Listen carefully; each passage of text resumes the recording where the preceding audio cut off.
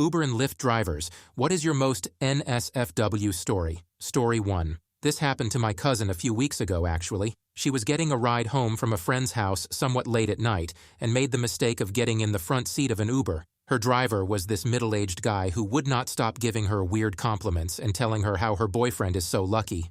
He even tried touching her leg and hair, and it was just super weird. So my cousin gets home and contacts Uber about this driver, and they apologize and give her a free ride. But a few days later, someone comes to their front door and won't stop knocking and saying, "I'm looking for my friend." My aunt is the only one home and yells from an upstairs window for them to leave, or she's calling the police. They leave after she threatens the police. And later that night, when she's telling my cousin about her day, she pieces together by the description of the guy that it was her creepy Uber driver. She opens up the app and found the guy's picture from her previous rides, and sure enough, my aunt confirms that it's the same dude. They contacted Uber but have not heard back yet. They are also considering a restraining order. Story 2. Picked up a couple from the Grizzly Rose, filthy country bar in Denver. Guys asks to piss, so I stop as he pisses while leaning against the car. Guy seems to go from being quiet to angry in his verbiage and demeanor through the drive, even to the point of grabbing my seat while his partner tries to calm him at stoplight. Hear him threaten to kill his partner. Cue adrenaline. Threats towards partner intensify. On highway, pull into hard shoulder and gradually depress brake pedal so as to avoid any wheel lock. Exit vehicle. Guys follows me out, tries to fight me on side of highway. I sprint back to car as he falls flat on his face. Drive woman home and leave guy on side of highway. Try figuring out why she's with him. Afraid her son will judge her if she leaves, despite her being the income source for the family. Classic physical, psychologically abusive stronghold. Very upsetting. I called the police immediately and reported everything, including address. Story 3. Not really NSFW, but unexpected. I'm a bald white male. I was driving in the Detroit area. No, it is not as sketchy as you think it is. Anyway, an older white guy gets in the car and immediately starts talking politics. This was pre-election. He goes on about Trump for a minute and then says, "Boy, are really ruining this country, eh? I guess because we're both white, we're also both ignorant. I don't know." I think he gave me 3 stars because I disagreed. I also once glanced in my rearview mirror in time to catch a very large female passenger pulling her hand out of her leggings and sniffing it with great relish. Story 4. Drove Uber. I picked up a woman, pretty attractive Latina, thick in all the right ways. I see that the trip is going to take a little over an hour. You get good at reading people and gauging their willingness for small talk when you've been driving for a while. You also have a pretty good stock of questions and conversation starters based on the length of the trip. If it's going to be 5 to 10 minutes, "How's your day? Lovely, terrible weather out today," etc. Greater that 30 minutes. "So, what do you do for a living? Are you still in school? Do you study?" Because this was going to be a significantly longer ride, we end up talking about our respective significant others. After about 30 minutes of driving, we became fairly comfortable together, which is why when her phone rang, and she informed me that it was her boyfriend, and to excuse her for a second while she took the call, I offered a friendly hello that was loud enough for him to hear on the other end of the phone. This was a mistake. After offering my greeting, there was a pregnant pause, followed by an audible, "Who the hell was that?" from the phone. A huge fight ensued. "Why the hell do you not trust me at all? You're the one that cheated on me." Unintelligible response. "I'm taking an expense as Uber to get home just to see you and take care of your unemployed ass." The fight continued on in this matter for about 5 minutes before she all but threw her phone out the window in anger. After hanging up, she looked at me through my rearview mirror and deadpan asked, "You want to pull over and bang me?" I was not expecting this. One of the main things we had talked about was how happy we had been with our respective significant others. I was extremely happy with my then-girlfriend, who is now my fiancé, so I declined as delicately as possible. She didn't even seem upset by the fact. That didn't prevent her, however, from leaving her purse in my back seat so as to call me back 10 minutes later and requisition me again. Crazy freaking broad, probably would have been a spectacular lay, but I hope things are working out for her. Story 5. My 2 stories would have to be a lady who was kinda drunk and kept asking me questions and moaning slightly every now and then. When she got out of the car, I checked the back seat, and there was a Sharpie, a sticky Sharpie, that was obviously used for something. The other was two strippers that had a long ride and kept daring each other to flash me, give me a back rub, suck my earlobe. That progressively got to the point where one dared the other to hook up with me when we got to their house. Edit. Yes, I hooked up with the red-headed stripper. I had recently broken up with my girlfriend, and it was a real ego boost to feel wanted like that by someone that hot. I thought it was implied sorry for leaving people hanging. Story 6. My cousin told me a story where these two MILFs called for a lift. Apparently they were middle-aged trophy wives that didn't get any from their husband, as he described them. They had their own car but wanted my cousin to leave his Lyft vehicle there and have them drive their car over to their house cause. They had a couple of drinks and they said they were going to get him another Lyft back. Well, he agreed, and at some point both of the MILFs offered him to bang and he denied it. He said he regrets that one. Story 7. Not a driver, but I was having a smoke out front of my apartment when an Uber pulled up with a girl in the back seat, a neighbor from down the hall I recognized, who was screaming at the driver and refusing to get out of the vehicle. It sounded like she didn't want to pay him for the ride and was demanding her cash back, which didn't make sense to me because Uber isn't a cash service. When she started hitting him, I phoned the police. 15 minutes later they showed up and she still hasn't left his vehicle. The cops drag her out and arrest her. Turns out she gave the driver a blowy on the way and thought that would get her a free fare, and was more than a little upset that she still had to pay. Girl never looked me in the eyes again when we passed in the hall. Story 8. Not a driver, but was a passenger when an Uber driver, female in her 40s, was talking on the phone to customer service about what had happened days earlier. Apparently she picked up 3 persons in Miami Beach after Ultra Festival. One guy sits on the front, guy and girl in the back. Guy in the front starts talking to her and puts music loudly. In the meanwhile, the back passengers start banging. She told me she could not turn around because she felt kind of shocked, but she told me she heard a lot. I was sitting in the back seat at the time she was talking on the phone when I heard that the lady had not cleaned the back seat since the event. I slowly tried sitting in a corner with one butt cheek. Story 9. This is probably the funniest ride I've had. I picked up a group of 3 guys and a girl from a pretty well-known gay bar club. When they walk up to my car, 2 hop in the back first, then the other girl and guy can't decide where they want to sit, front or back. Well, she tells the guy to behave and she sits in the back seat. Well, we get to driving. I notice this guy is covered in glitter, and who I guess they call bears. He's a bigger guy with a beard, makes a comment on how I'm cutier than the first Uber they ordered. The girl starts to agree. I guess this reminds him of the guy he left at the club and starts talking about the most perfect Canadian dong he's ever seen back at the club. His friends tell him to call him, and he's get upset, stating it will never happen. They fight, yelling back and forth. All the while he complains he missed this dong, switched the dong's nationality from Canadian to Australian a couple of times too. I guess I never heard a really thirsty gay guy before. Story 10. I've got 2. I was working in Tucson, picking up frat boys from a weekend pool party, and I pick up this guy in a banana hammock and girl in a one-piece. They immediately get in the car, and she straddles him when I pull away. Swimsuits start coming off, and I hear moaning. I immediately pull over on the side of the highway and kick them out. Second one isn't so NSFW. But I picked up a woman in Denver. Initially she was very rude, but wanted a ride across town, so I put up with it.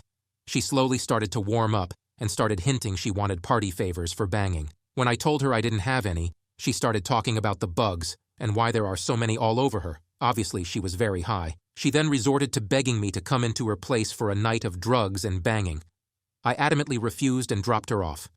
I had heard a story of my friend picking of a sorority girl who was so drunk she pooped on his back seat.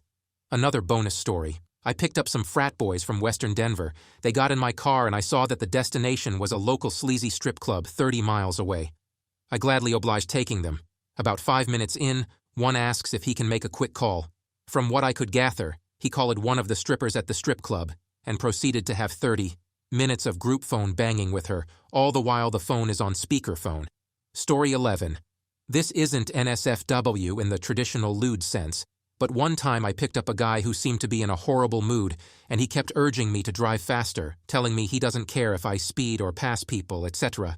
He was clutching a small bag to his chest and staring ahead angrily. It was almost an hour drive to the middle of nowhere, but thankfully he had a phone call right after he got in the car to distract him as I flew down the highway. Naturally, I listened to his conversation. Driving gets boring after all. And it was something about his ex-wife. His car had been repossessed, etc. and it seemed he was talking to a lawyer or something, didn't seem like a friend. After a while he hangs up the phone and looks out the window in a huff, and then explains to me that his ex-wife had gotten his truck repoed because he was apparently 1 day late on a payment, and his car had his money, PTSD meds, etc. I tried to reassure him as much as possible and tone down the conversation, but he was, understandably, very angry. He then started ranting about the repo guys, who were just outside county lines, hence the long drive, and how he wanted to shoot up the place. Understanding now why he was clutching his bag, this made me a little nervous, and thankfully I was able to lighten the mood a bit and hopefully convince him not to go on a shooting spree.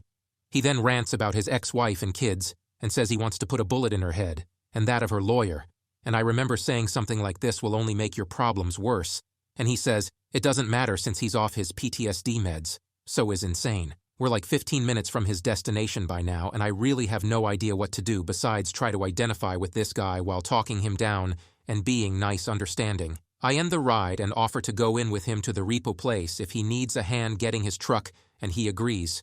We get his truck, and the people had stolen all of his cash but not his meds, thankfully, and he was holding back tears. This was a very surreal experience. Also, bachelorette parties can be annoying, since women in that state think it's totally okay to grope me, which is great and all I guess, but I'm trying not to die in a fiery car crash. Also, one group stole my hat, which is unforgivable since that particular one no longer exists. Story 12. 2 stories. 1. Unusually was doing a really late night in San Diego. There's this club called Spin that goes till about 4 a.m. In California, you have to stop serving alcohol at 2, but people can still get high and dance. That night was a hip-hop night. Thursday, if I recall correctly. A trashy girl and this guy get into my car, make me wait about 5 minutes while they are trying to convince a second girl to get in the car. Maybe they were going to have a threesome at home. Anyways, so it starts raining. They give up, and I start to take them to their destination. They're making out in the back, and I am driving very carefully. It's raining cats and dogs.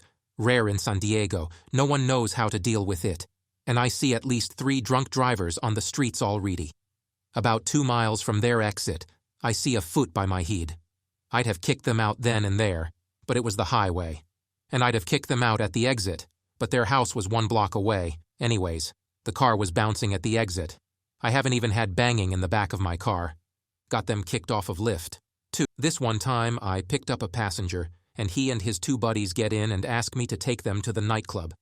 So I recommend 1, and about 2 blocks later, the main Pax notices that he left his passport at home. He's physically lost his driving license, so he can't get into the club without ID. So we turn around and he runs up to his apartment. I chat with his buddies who really take a liking to me. He comes back down and sadly tells me that he's locked out of his apartment. Guy tips me $40. I try to refuse, but he insists. I go on and take more rides. About an hour later, somehow I get pinged by him again. At this point, it's midnight, on a really slow Thursday. And he and his friends say, "Screw the nightclub, let's go to the strip club." They ask me which strip club is the best. I don't know from personal experience, but tell them that Pacers has the best reputation among my passengers. The guys tell me that if I haven't ever gone to a strip club before, I should join them. Then the main pack says, "I'll pay for everything. It's a slow Thursday. It doesn't seem like my thing, but why not?" Main Pax gets table service, all of us get drunk, gives me a stack of ones to throw at the dancers, and buys each of the guys, plus me, 2 lap dances. In return, I bought everyone Lyft rides home, and got the Pax, and the driver of the Lyft home, some burritos from my favorite burrito joint. The other 2 guys were too asleep to be able to eat. Turns out the guy was born in Mexico, moved here maybe not legally with his parents at a young age, and enlisted in the Marines. He kept his nose real clean while in the service, and had an excellent service record across 2 deployments in Iraq and Afghanistan. And being bilingual, basically left the service and immediately got a high 6-figure job as an executive with a construction contracting company. He has more money than he knows how to spend and still lives a humble life, so every other month or so, he takes his buddies from the service out for a night on the town. Bonus story. One time, I was logged on early in the morning for an Uber promo and dropped a Pax off at the airport, and on the way home, I started feeling really lightheaded. Threw up in my own car. On the freeway. Food poisoning from the day before, maybe? Thank goodness I had those vomit bags and cat-like reflexes. To this day, I still keep 1 vomit bag in the car. Story 13. Former cabbie here, picked up a couple from a bar restaurant, and they were going to a friend's party. They didn't seem that plastered, but about halfway into the 20-minute ride, I hear the telltale signs of some finger blasting in the back seat. Whatever. It happens on the sly every so often, and I figure people like the idea that they're being slick in public, so I let it go. Well, eventually it sounds like she's got her hands in his pants, and then straight up just starts straddling him. They go at it hard for about 5 minutes, and then we get to the drop-off. I say something like, "As long as you guys didn't make a mess back there, we're all good." Dude looks horrified, like he's thinking, "Oh Meg, did he notice my girlfriend just banged my brains out?" Yes. Bro, you guys were the opposite of subtle. Girl is blushing and as red as her lipstick. Now I'm just laughing to myself because they actually thought they were being stealthy. It was a $15 fare and they guy hands me $40 and says, "Hey man, thanks for being cool about it. Easy money and a good story to tell. Worth it." Story 14. Passengers frequently ask for my craziest Uber experience, and this is my go-to answer. I've told this story a lot. So I get a ping at about 2 a.m. on a Saturday night. The account was in a guy's name. I pull up to the house and I'm waiting a few minutes. This was a Lyft ride, so I was able to see the destination as soon as I arrived, and I see they are going about an hour and a half away, which will make an awesome end to the night, so I'm excited. After I'm waiting about 5 minutes, finally the door opens, and I see this girl get tossed out of the house like a goddamn cartoon character. Remember on The Fresh Prince when Uncle Phil would throw Jazz out of the house? Kind of like that. She picks herself up and is stumbling around, and then 3 tote bags of her belongings are tossed out behind her. She picks up all of her stuff and stumbles toward the car. At this point I'm concerned, because it looks like a domestic violence situation. She gets in the car and is crying hysterically, and I'm nearly in a panic, asking if she's okay, if she needs to go to the hospital, etc. She doesn't talk for a minute or so. I went ahead and started driving so I could get her the hell out of there. After we got about a block from the house, she starts rambling incoherently, and the first actual words she said to me were, freaking bitch, eat. I'm not on drugs. At this point, I could tell that she was very much on drugs, a lot of drugs, and is acting kind of unpredictable, and I'm worried she's going to stab me or something. Next, she tells me before we go to her house, she has to stop somewhere else, and gives me another address in town, so I update the address and we start heading there. She also says several times that she had $500 cash on her and that she'll give me a big tip when we get to her house, which any Uber Lyft driver knows what that means. She's sitting in the back seat, pouring the contents of these 3 giant tote bags out in my car with the dome light on, just throwing stuff everywhere. I glance back and there are at least 3 pairs of panties lying on the seat, an entire box of tampons, minus the box, a hairdryer, a lot of candy, a banana, etc. She can't find her phone, and she's panicking about that now. So she's sitting in the back, but is now leaning forward. Hovering next to me, she's turned completely sideways and has managed to get herself lodged from about the bottom of her rib cage up, in the 8-inch space between the 2 front seats, and she's using her one free hand to try and grab my phone out of the dock because she wants to call someone. I tell her I need my phone for navigation and to please sit down, but she didn't give up. For about 5 minutes she keeps asking, and finally I give in, which was stupid. But I just wanted her to shut the hell up. So I agree to dial the number for her, but my phone is connected to my car's Bluetooth. So I tell her it's not going to be a private conversation, which she said was fine. So of course she can't remember the number, and we dial 2 wrong numbers from my personal phone at 2:30 in the morning first, and then she finally gets it right, and a husband and wife both answer the phone, and it's clear they immediately want nothing to do with her. She's telling them she's on her way to their apartment. She needs to pick up $50 that they apparently owe her. The call goes on for about 10 minutes, but the basic gist of their response was, "It's 2:30 in the morning. Can we do this later? Don't come here. The security guard won't let you in this late. No, I won't meet you down the street. Go F yourself." So they hang up. Then she's hanging between the seats trying to grab my phone again. I'm usually cordial even with difficult people, but I had had enough of her, so I yell at her to sit down, which she does, but is still leaning forward on the back of my seat, almost with her chin on my shoulder, and she tells me a different address now that the first people didn't want her coming there. I'll skip over a few details here, but suffice it to say she then had me go to 3 different houses in really sketchy neighborhoods, while she went and knocked on doors at 3 a.m. trying to get money from people. And, in her state of mind, I'm not sure any of them were the right house, so I'm positive I'm getting murdered tonight.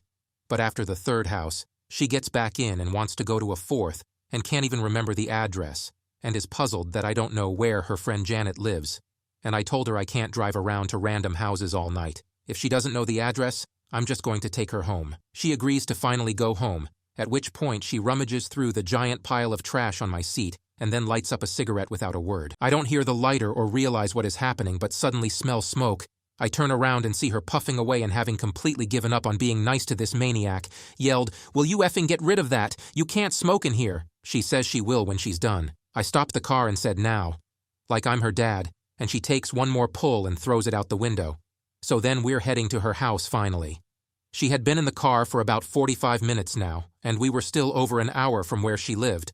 So while it was going to be a decent fare, I was just annoyed. The next 20 minutes she's bending my ear like we're suddenly best friends. The only thing was, she was the only one understanding the conversation, and I just had to fake my way along like I had any idea what she was saying.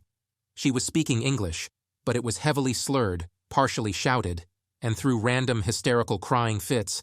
Most of it was completely incoherent, but the little bits I did piece together were that the house I picked her up from was her ex-boyfriend's. They were still friends, but he was a sucked because he caught her shooting up in the bathroom, and then she got in a fistfight with his current girlfriend, at which point they both chucked her out of the house, like a side of beef, and this little journey began. Fortunately, once we were about halfway there, she eventually passed out.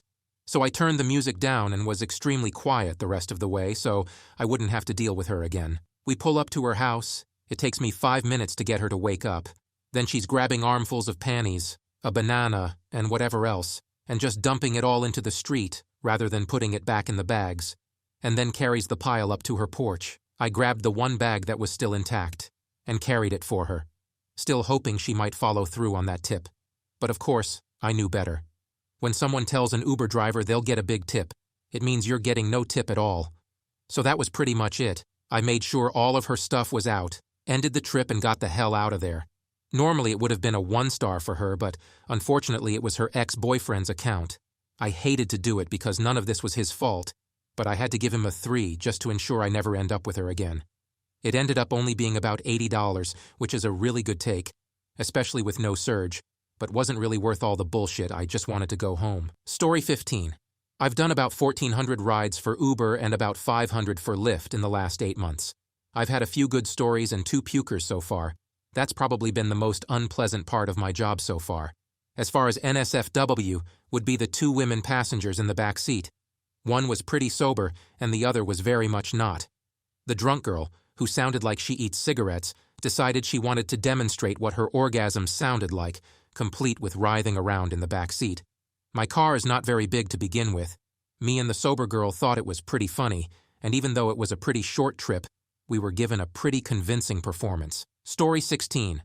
I drive for Lyft, and this happened the weekend of St. Patrick's Day. I was out doing my rounds, and that night was pretty crazy. Due to St. Patrick's Day, the moon was full, and during SXSW, I had a full car of people. This was a Lyft line, so it was a pair of 2 people. A couple composed of a guy and girl, and 2 girlfriends out and about for the night. We stopped at a red light and waited for it to turn green, when suddenly a line of women were walking in front of my car, across the crosswalk. Well, the leader of the line decided to take off her top, bra and all. The remaining 5 women followed along and removed their tops as well. Me and the girlfriend, from the couple, just watched in awe as 6 women walk across without tops. It was a good night. I just wish I had my dash cam then. Now I drive with 124/7.